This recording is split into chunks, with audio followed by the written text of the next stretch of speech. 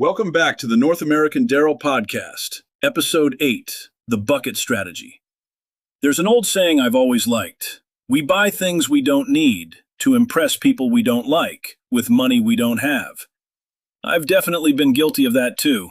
But as I got older and my income dropped after an early layoff, I started asking myself, what if I stopped measuring success by what I owned and started measuring it by time freedom?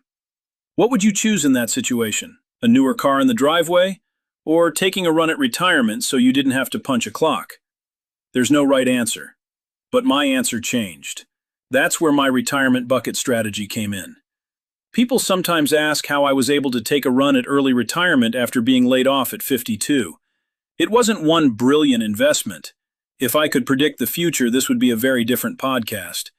For me, it was years of saving, investing, making mistakes, and learning from them. Eventually, I organized everything around one simple idea. I needed enough money in one bucket to get me to the next bucket. That's it. If you stopped working before traditional retirement age, what would pay your bills between your last paycheck and your first retirement check? That's the problem I needed to solve. My circumstances are different from yours. I'm single, I never married, I don't have children. Apparently, I've found my true calling. Crazy Uncle Daryl. That changed my financial equation, so I'm not suggesting anyone copy my path.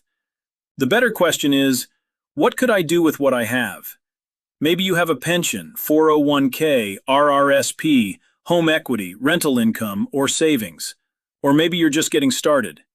Bucket 1, the bridge. This money is designed to carry me from working life toward traditional retirement. Money from selling properties became my bridge. I was laid off about 3 years earlier than planned. The spreadsheet met reality, so I adjusted. Today, I pay myself monthly from that money, supplemented by Airbnb income. And I try to stay on budget, sometimes successfully, and sometimes not. What's your bridge? If your paycheck disappeared tomorrow, what could carry you for the next few years? If your answer is nothing yet, that's useful information. Maybe you've identified the first bucket to build. Bucket 2, retirement investments. Behind my bridge are my American 401k and Canadian RRSP. Paycheck after paycheck went into them. Then compound interest needed one important ingredient: time.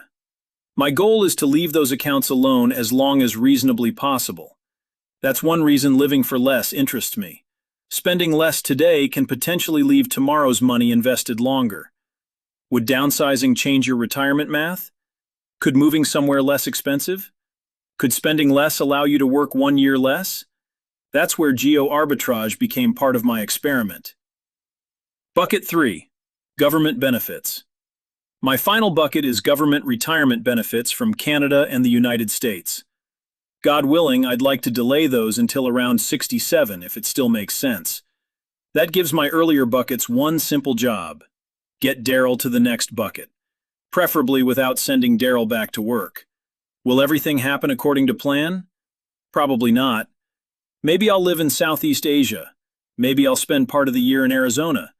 Maybe I'll change my mind completely. And that's okay. I've learned a financial plan shouldn't be a prison sentence. It's a roadmap that changes when life changes.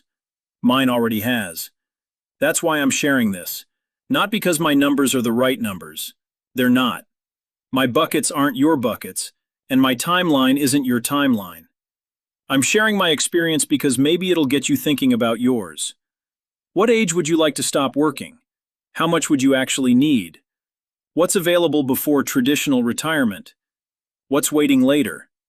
And maybe the biggest question, how much is enough? Somewhere along the way, I realized I wasn't trying to become rich. I was trying to create freedom and choices.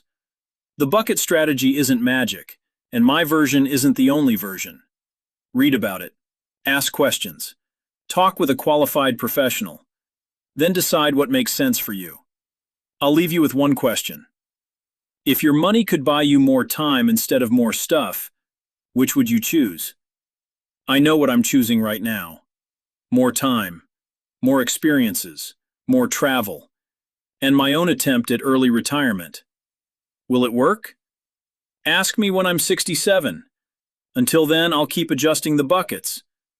Thanks for listening to the North American Daryl podcast. Until the next episode, live life to the fullest.